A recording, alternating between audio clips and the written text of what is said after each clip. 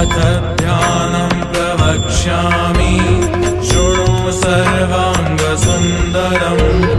यत्कृतं देवदेवेन ध्यानं हनुमतः प्रियं पञ्चवक्त्रं महाभीमं त्रिपञ्चनयनैरुतं बाहुर्विदशवीर्युक्तं सर्वकामार्थसिद्धिदम् पूर्वं तु वानरवक्त्रं कोटिसूर्यसमप्रभं दंष्ट्राकरालवदनं भ्रुकुटिकुटिलेक्षणम्